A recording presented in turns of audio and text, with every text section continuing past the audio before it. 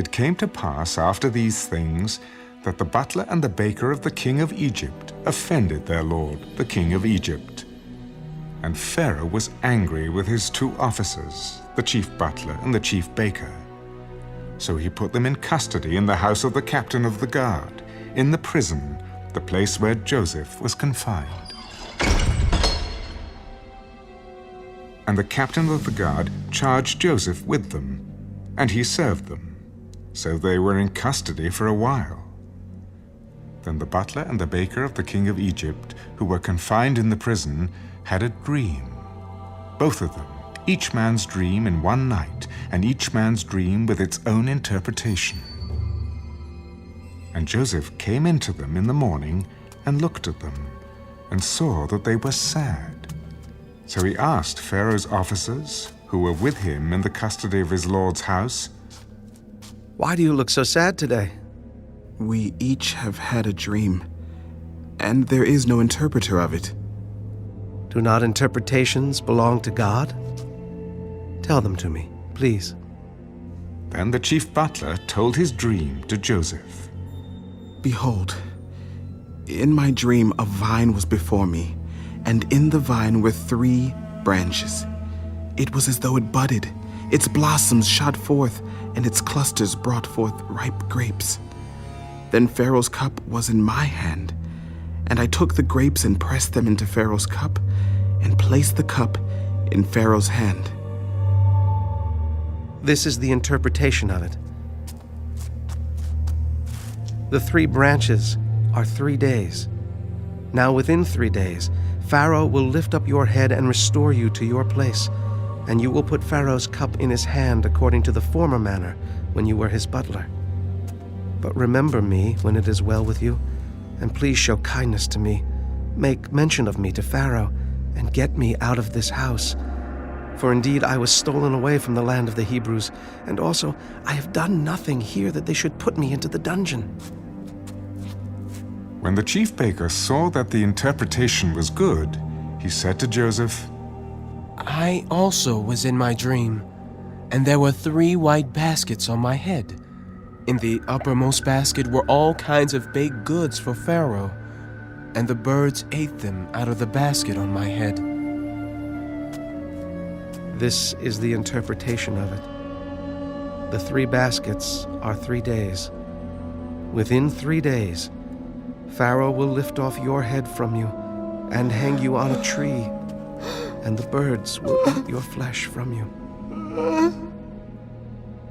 Now it came to pass on the 3rd day, which was Pharaoh's birthday, that he made a feast for all his servants. And he lifted up the head of the chief butler and of the chief baker among his servants. Then he restored the chief butler to his butlership again, and he placed the cup in Pharaoh's hand. But he hanged the chief baker, as Joseph had interpreted to them. Yet the chief butler did not remember Joseph, but forgot him.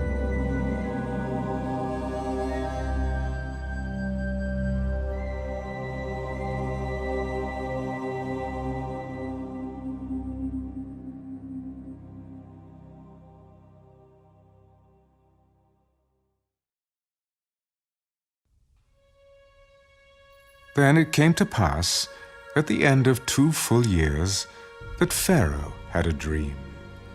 And behold, he stood by the river. Suddenly there came up out of the river 7 cows, fine-looking and fat, and they fed in the meadow. Then behold, 7 other cows came up after them out of the river, ugly and gaunt, and stood by the other cows on the bank of the river. And the ugly and gaunt cows ate up the 7 fine-looking and fat cows.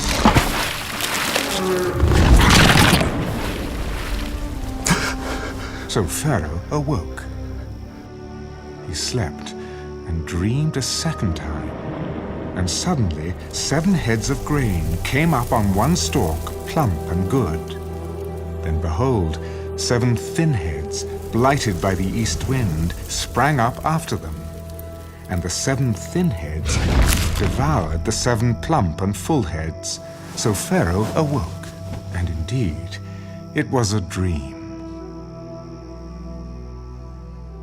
Now it came to pass in the morning that his spirit was troubled, and he sent and called for all the magicians of Egypt and all its wise men.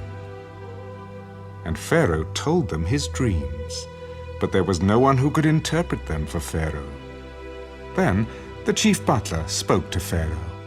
I remember my faults this day. When Pharaoh was angry with his servants and put me in custody in the house of the captain of the guard, both me and the chief baker, we each had a dream in one night, he and I. Each of us dreamed according to the interpretation of his own dream. Now there was a young Hebrew man with us there, a servant of the captain of the guard. And we told him, and he interpreted our dreams for us. To each man he interpreted according to his own dream. And it came to pass, just as he interpreted for us, so it happened. He restored me to my office, and he hanged him. Then Pharaoh sent and called Joseph, and they brought him quickly out of the dungeon. And he shaved, changed his clothing, and came to Pharaoh. And Pharaoh said to Joseph, I have had a dream, and there is no one who can interpret it. But I have heard it said of you that you can understand a dream, to interpret it. So Joseph answered Pharaoh, saying, It is not in me. God will give Pharaoh an answer of peace. Behold, in my dream I stood on the bank of the river. Suddenly 7 cows came up out of the river, fine-looking and fat, and they fed in the meadow. Then behold, 7 other cows came up after them, poor and very ugly and gaunt, such ugliness as I have never seen in all the land of Egypt. And the gaunt and ugly cows ate up the first 7, the fat cows. When they had eaten them up, no one would have known that they had eaten them, for they were just as ugly as at the beginning. So I awoke. Also I saw in my dream, and suddenly 7 heads came up on one stalk, full and good. Then, behold, 7 heads, withered, thin, and blighted by the east wind, sprang up after them.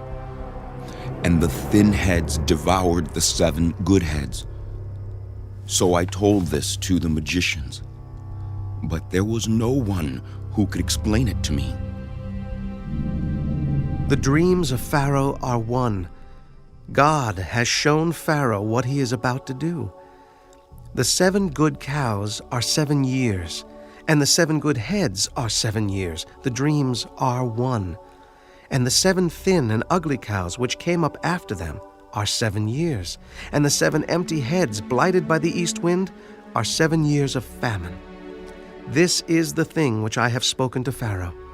God has shown Pharaoh what he is about to do.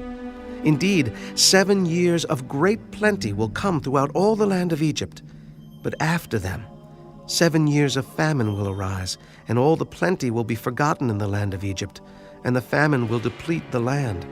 So the plenty will not be known in the land because of the famine following, for it will be very severe. And the dream was repeated to Pharaoh twice, because the thing is established by God, and God will shortly bring it to pass. Now, therefore, let Pharaoh select a discerning and wise man, and set him over the land of Egypt. Let Pharaoh do this, and let him appoint officers over the land to collect 1/5 of the produce of the land of Egypt in the 7 plentiful years. And let them gather all the food of those good years that are coming, and store up grain under the authority of Pharaoh, and let them keep food in the cities. Then that food shall be as a reserve for the land for the 7 years of famine, which shall be in the land of Egypt, that the land may not perish during the famine. So the advice was good in the eyes of Pharaoh and in the eyes of all his servants. And Pharaoh said to his servants, Can we find such a one as this, a man in whom is the Spirit of God? Then Pharaoh said to Joseph, Inasmuch as God has shown you all this, there is no one as discerning and wise as you. You shall be over my house, and all my people shall be ruled according to your word. Only in regard to the throne will I be greater than you. See, I have set you over all the land of Egypt. Then Pharaoh took his signet ring off his hand and put it on Joseph's hand. And he clothed him in garments of fine linen and put a gold chain around his neck. And he had him ride in the second chariot which he had. And they cried out before him, Bow the knee!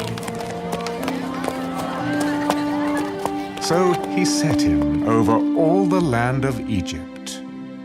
Pharaoh also said to Joseph, I am Pharaoh, and without your consent no man may lift his hand or foot in all the land of Egypt. And Pharaoh called Joseph's name Zaphnath-Paaneah, and he gave him as a wife Asenath, the daughter of Potiphera, priest of On. So Joseph went out over all the land of Egypt. Joseph was 30 years old when he stood before Pharaoh, king of Egypt. And Joseph went out from the presence of Pharaoh and went throughout all the land of Egypt. Now, in the 7 plentiful years, the ground brought forth abundantly. So he gathered up all the food of the 7 years which were in the land of Egypt, and laid up the food in the cities. He laid up in every city the food of the fields which surrounded them. Joseph gathered very much grain, as the sand of the sea, until he stopped counting, for it was immeasurable. And to Joseph were born 2 sons before the years of famine came, whom Asenath, the daughter of Potiphera, priest of On, bore to him. Joseph called the name of the firstborn Manasseh. For God has made me forget all my toil and all my father's house. And the name of the second he called Ephraim. For God has caused me to be fruitful in the land of my affliction. Then the 7 years of plenty which were in the land of Egypt ended, and the 7 years of famine began to come, as Joseph had said. The famine was in all lands, but in all the land of Egypt there was bread. So when all the land of Egypt was famished, the people cried to Pharaoh for bread. Then Pharaoh said to all the Egyptians, Go to Joseph. Whatever he says to you, do. The famine was over all the face of the earth, and Joseph opened all the storehouses and sold to the Egyptians. And the famine became severe in the land of Egypt. So all countries came to Joseph in Egypt to buy grain, because the famine was severe in all lands.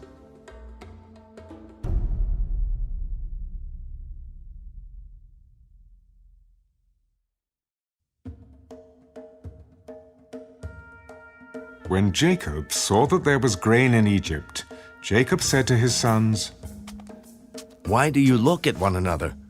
Indeed, I have heard that there is grain in Egypt. Go down to that place and buy for us there, that we may live and not die. So Joseph's 10 brothers went down to buy grain in Egypt. But Jacob did not send Joseph's brother, Benjamin, with his brothers. Lest some calamity befall him. And the sons of Israel went to buy grain among those who journeyed, for the famine was in the land of Canaan. Now Joseph was governor over the land, and it was he who sold to all the people of the land. And Joseph's brothers came and bowed down before him, with their faces to the earth. Joseph saw his brothers and recognized them. But he acted as a stranger to them and spoke roughly to them. Where do you come from? From the land of Canaan to buy food. So Joseph recognized his brothers, but they did not recognize him. Then Joseph remembered the dreams which he had dreamed about them. You are spies. You have come to see the nakedness of the land. No, my lord, but your servants have come to buy food. We are all one man's sons. We are honest men. Your servants are not spies. No, but you have come to see the nakedness of the land. Your servants are 12 brothers, the sons of one man in the land of Canaan.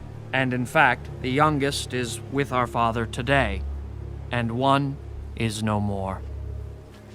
It is as I spoke to you, saying you are spies. In this manner you shall be tested. By the life of Pharaoh, you shall not leave this place unless your youngest brother comes here. Send one of you, and let him bring your brother, and you shall be kept in prison, that your words may be tested to see whether there is any truth in you. Or else, by the life of Pharaoh, surely you are spies. So he put them all together in prison 3 days. Then Joseph said to them the third day,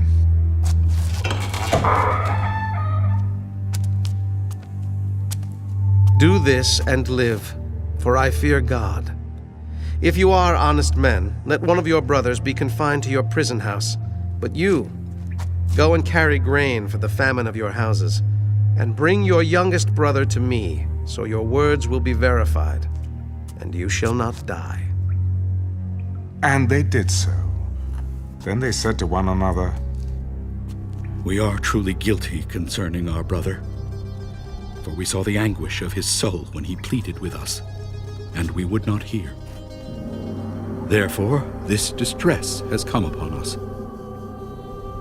And Reuben answered them, Did I not speak to you, saying, Do not sin against the boy, and you would not listen? Therefore, behold, his blood is now required of us.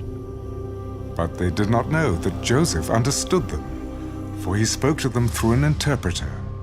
And he turned himself away from them and wept. Then he returned to them again and talked with them. And he took Simeon from them and bound him before their eyes. Then Joseph gave a command to fill their sacks with grain, to restore every man's money to his sack, and to give them provisions for the journey. Thus he did for them. So they loaded their donkeys with the grain and departed from there.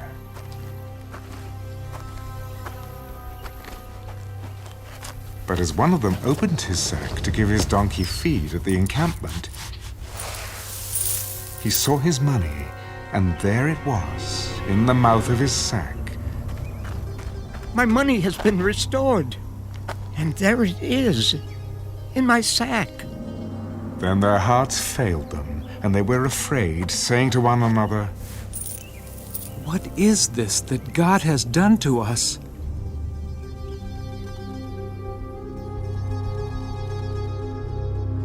Then they went to Jacob their father in the land of Canaan and told him all that had happened to them. The man who is lord of the land spoke roughly to us and took us for spies of the country. But we said to him, We are honest men, we are not spies. We are 12 brothers, sons of our father. One is no more, and the youngest is with our father this day in the land of Canaan. Then the man, the lord of the country, said to us, By this I will know that you are honest men. Leave one of your brothers here with me. Take food for the famine of your households, and be gone. And bring your youngest brother to me, so I shall know that you are not spies, but that you are honest men. I will grant your brother to you, and you may trade in the land. Then it happened as they emptied their sacks, that surprisingly, each man's bundle of money was in his sack. And when they and their father saw the bundles of money, they were afraid. And Jacob their father said to them, You have bereaved me. Joseph is no more, Simeon is no more, and you want to take Benjamin. All these things are against me. Then Reuben spoke to his father. Kill my 2 sons if I do not bring him back to you. Put him in my hands, and I will bring him back to you. My son shall not go down with you, for his brother is dead, and he is left alone. If any calamity should befall him along the way in which you go, then you would bring down my gray hair with sorrow to the grave.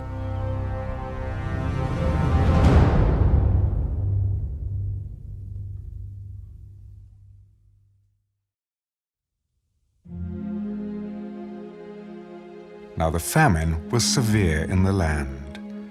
And it came to pass, when they had eaten up the grain which they had brought from Egypt, that their father said to them, Go back, buy us a little food. But Judah spoke to him, The man solemnly warned us, saying, You shall not see my face, unless your brother is with you. If you send our brother with us, we will go down and buy you food.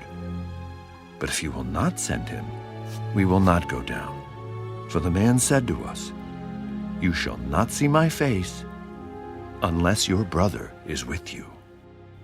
Why did you deal so wrongfully with me as to tell the man whether you had still another brother? The man asked us pointedly about ourselves and our family, saying, Is your father still alive? Have you another brother? And we told him according to these words.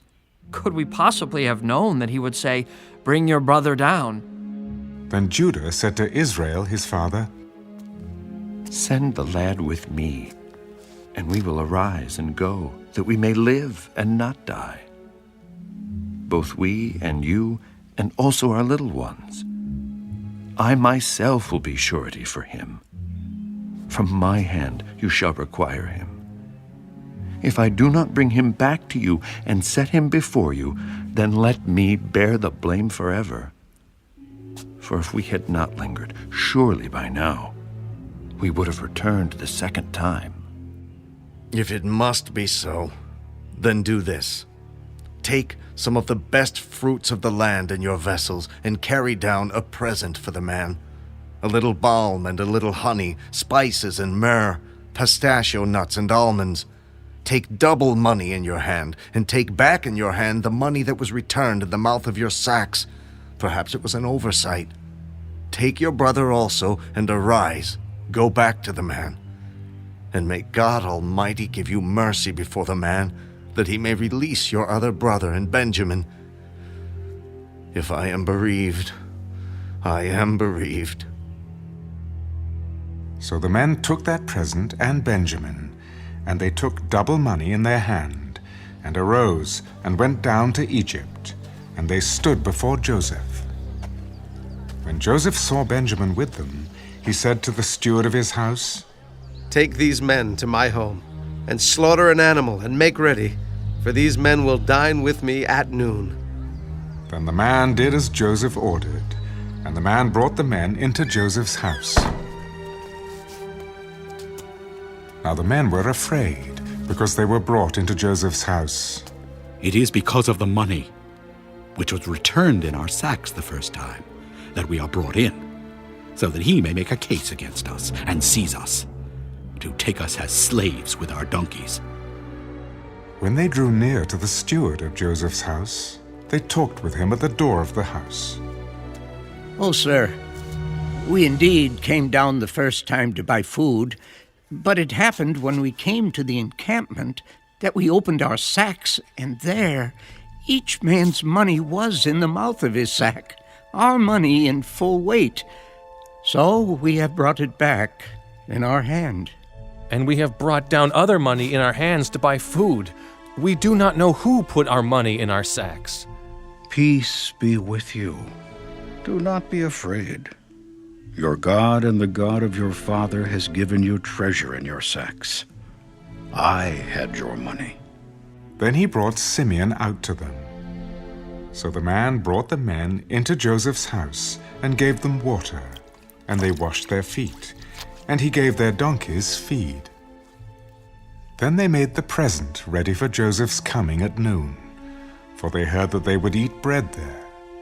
And when Joseph came home, they brought him the present which was in their hand into the house, and bowed down before him to the earth.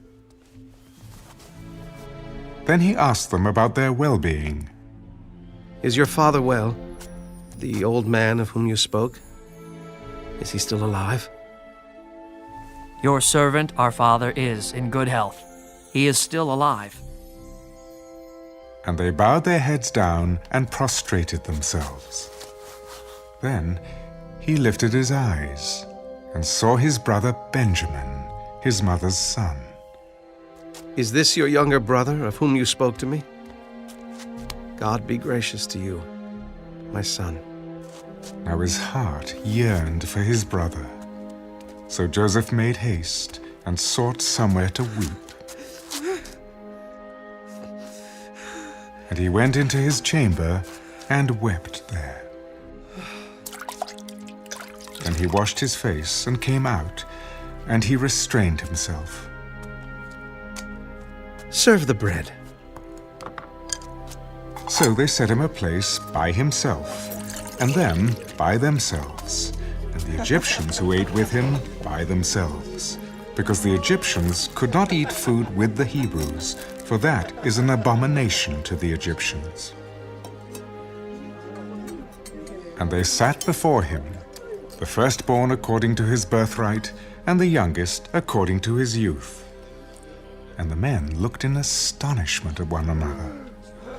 Then he took servings to them from before him.